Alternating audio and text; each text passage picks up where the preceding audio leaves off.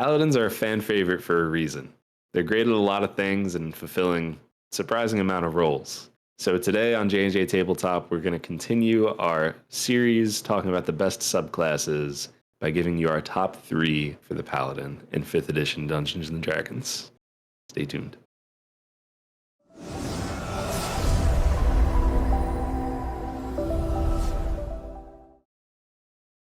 Well, hello there, everyone. My name is Jake, and with me, as always, is Josh. The way we do this is we're going to present our candidates in alphabetical order, and then at the end of the video, we will put them in our final rankings 1 through 3, and we also may discuss some honorable mentions, which I think for the Paladin, we may have one, so you're going to have to stick around for that. And Josh, what kind of criteria are we talking about when we discuss our subclass favorites? First is the raw power. How strong is this class or subclass rather?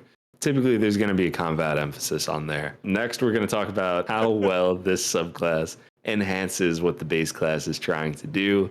You know, if there's anything that takes away from what the base class does, we'll talk about that as well. And finally, how this subclass delivers on the fantasy. Is this topic and this idea that it's trying to sell to you, does it actually meet that, or is it just a name that, I don't know, does just not make sense at all? We see those every now and then. And in terms of things that we're going to try and avoid while we're ranking this is, first, overlap. If there are multiple subclasses that seem to do something similar or basically the same thing, we're basically going to throw out all of the ones that we don't think are the best at that, because it's just less interesting if we put all of the ones that did the one trick pony thing in there.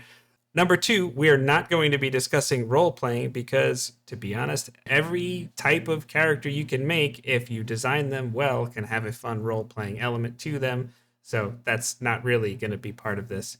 And then number 3, multiclassing. That would defeat the entire purpose of evaluating a subclass if you talk about how well it mixes and plays well with others. Sure, that could be something that could be interesting and maybe a tiebreaker, but spoiler alert, it's not for this video. So that's what we're going to try to avoid. Josh, when we're talking about our favorite Paladin subclasses, leading off, we are talking about the Oath of Glory. Josh, what kind of raw power do we have with the Oath of Glory Paladin? Yeah, it's probably a surprising first choice for us. I know it surprised me. Right off the bat, you have haste on the spell list. Haste is just, I feel like it's good for everyone. I don't know a class that doesn't benefit from haste. Inspiring Smite is a really nice channel divinity. When you use that, essentially, you're able to get some temporary hit points. You can give it to your allies, or you can give it to yourself, and that's just a really nice thing to have. Really, I feel like everything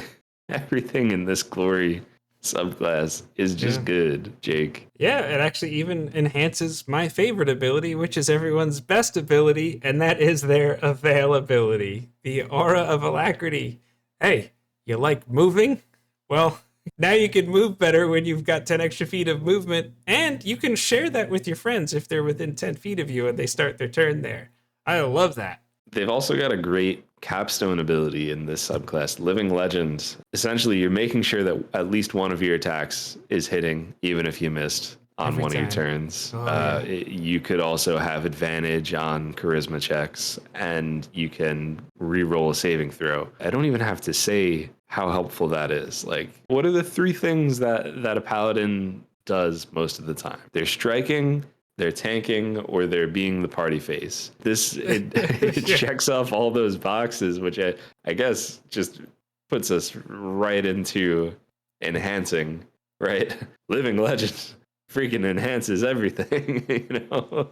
Yeah, there's a lot here when it comes to raw power and the Oath of Glory, and let's not forget about Glorious Defense. We talk about our action economy series all the time here, but you can use your reaction, cancel out an attack, and then also you continue that up with a follow-up attack, and you might as well use your Inspiring Smite on that too if you wanted. Like, this is, it's not just canceling an attack, like cutting words from the bard or something like that. It's like you have a baked-in shield spell that you can return fire. The level 15 features for paladins kind of they kind of all suck except for I think on the choices we made for this video.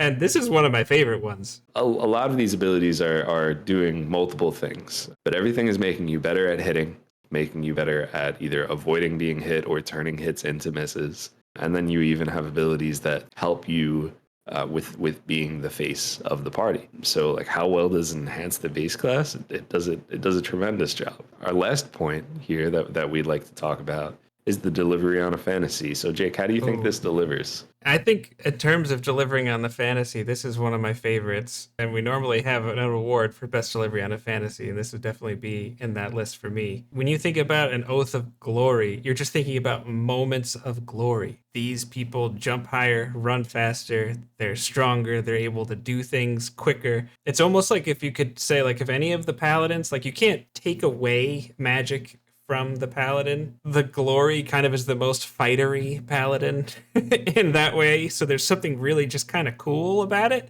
because it's not as flashy in terms of like a hypnotic pattern that like you may see later on in this video, or like things that are more overtly spectacular, but just there's just something inherently cool about that. And that's represented in Peerless Athlete. Living Legend is the perfect name for their capstone. Like everything that they do just brings glory. So yeah, I really, really, really like how the Oath of Glory handles pretty much all of that. And number 2 alphabetically on our list is going to be the Oath of Redemption. Right off the bat, Oath of Redemption, great spell list. You're seeing options like Hold Person, Counterspell, Hypnotic Pattern, Hold Monster. There's other great options in there too, but those are my favorites. It's like the bonus, right? You know, the subclass features are what you're there for, but when that spell list is good, it's like, oh, nice. Oh, I also get that. And then you also get, for your channel divinity, you get Rebuke the Violent. This is just a really cool thing to have for, I would still consider this a fairly like tanky kind of thing. Basically, somebody within 30 feet of you attacks, they have to make a save and then take damage. And they didn't even necessarily attack you. You're not really attacking them. You're just saying, oh, you decided to attack in combat? Here's why you shouldn't have done that. Au contraire, mon frère. Yeah, and if you save that for the right moment too, because the damage is equal to exactly how much they dealt. If you go up against the big bopper, maybe like someone's going to cast Disintegrate on you or a friend. Yeah, right back at you, pal. In terms of enhancing what the base class does, I mean, Protective Spirit and Aura of the Guardian are about as protective and like knight in shining armor as it gets. I mean, when someone's in your Paladin aura, you're going to be able to take the damage instead of the person that gets dealt it. But then when you pair that with Protective Spirit, if you have half your hit points or less, you have a regeneration mechanic. So it's going to make it just efficient, and it's just better if you take the damage because you're just naturally going to heal. It's when your turn starts. This is a great tag team, and one of the primary things that a Paladin does is tank. They're protective. They're defenders. That's what they do. And when we talk about delivering on a fantasy, we've talked about the spell list already. Even on that list, there is nothing that explicitly just deals damage. And when you're talking about an oath whose tenets are peace, innocence, patience, and wisdom, I guess maybe a big focus on peace there. I think the abilities really help tell that story. Even just abilities on the paper before you get into anything crazy. It really helps tell that story and deliver that fantasy of, this is your knight in shining armor. This is the person who's trying to give other people a second chance. This is the one who's not necessarily trying to kill you. They're trying to stop you. And I think that the abilities really tell that story well. Josh, coming into this, we're talking about the Paladin subclasses. We cannot have this discussion if we don't talk about our third nominee, and that is the Oath of Vengeance.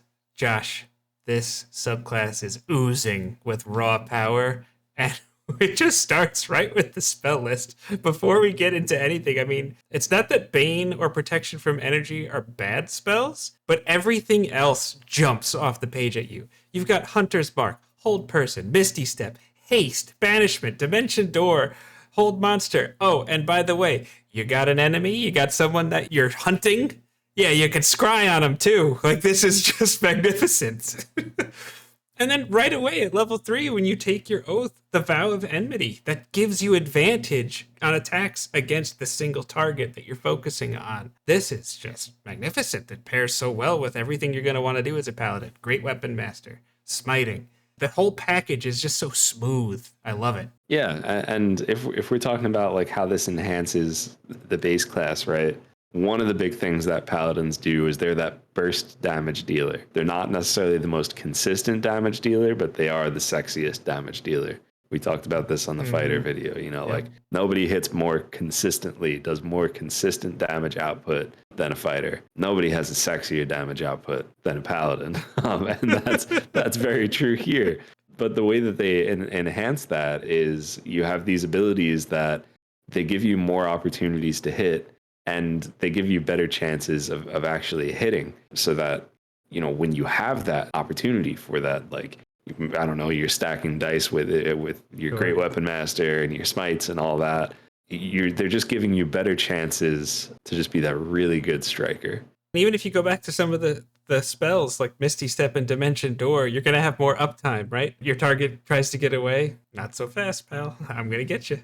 Really, that is the fantasy that the Vengeance Paladin sells you on, is I'm finding my target and I'm taking it down. We talked about it with Vow of Enmity, but you're talking about other features like Relentless Avenger, where it's like, oh, you try to get away from me. Well, I can still move half my speed to get you. Soul of Vengeance, Avenging Angel. Even the names are just, oh my gosh, like they're just so strong. Soul of Vengeance is action economy gold. If the person that your Vow of Enmity, which, by the way, we love when the base feature grows. And again, this is another level 15 feature that doesn't suck. Because if you're the person that you put Vow of Enmity on makes an attack, all right, well, you can use your reaction to attack them. But you're doing it with advantage. This is fantastic. In Avenging Angel, you're going to have this aura of menace that just follows around, and people just have to save against being frightened. That's adding a wonderful level of battlefield control into an already impressive kit of damage dealing, and just it's another way to protect your friends, Josh. I like it. Now that we've told you what we love about all three of these subclasses, we're going to get into the rankings. But before we do that, I just want to give one honorable mention. This is, if you've played Baldur's Gate, this is probably the best subclass in Baldur's Gate 3, except you do something stupid by mistake and then suddenly it's gone and locked behind a paywall. And that, of course, is the Oath of the Ancients. Oath of the Ancients is an honorable mention this time, because I think it has the best delivery on a fantasy. And that's not to say that the ones that we mentioned or other odes on the list don't have great delivery on a fantasy. I just think Oath of the Ancients does it so well. The tenets are evocative. The abilities are really cool. And it all just kind of tells the story of this nature guardian protecting and creating and being the light in the world. And I just think that it's a really fun subclass. And for me, it's my number one for fantasy. I do think all three of our nominees actually do an excellent job of this, but I have to agree with you on the Ancients. I do think that's the best one. Josh, when we're talking about our final rankings, at number 3, and I feel like the distance between 1 and 3 really are not very, there's not like big gaps here. But number 3, we're putting Oath of Glory. And again, it's not like there's a lot of distance between 1, 2, and 3. The Glory one, they're doing their thing. They got some strong stuff. Every feature seems to enhance what you want to do. It seems like there's no like wasted throwaway levels, which we love when that's the case. But I think ultimately when you're putting it up against Redemption and Vengeance, I think this does come in third. What do we have at number 2, Josh? Yeah, number 2 is going to be Oath of Redemption. Again, all great options here.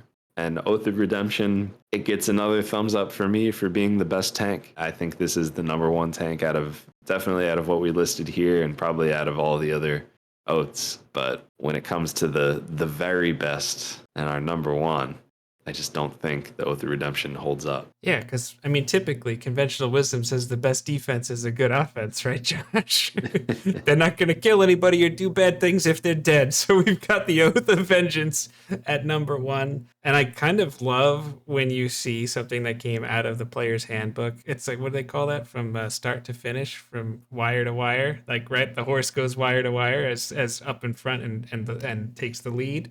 And I think the Oath of Vengeance Paladin does that. The fun things about playing a paladin is smiting something. Well, you can make sure you have advantage on doing that. It's glorious. I love the Vengeance Paladin. No, wait, I thought Glory was 3. Like I said, they're all good. So we hope you agree with at least some of what we just went over. But if you don't, we'd definitely like to hear what your top 3 are. So let us know down in the comments. And yeah, drop us a subscribe if you want to see our next class series or our next anything, because we do all sorts of other things. And you could find one of those other things in a video on screen. So we'll see you soon.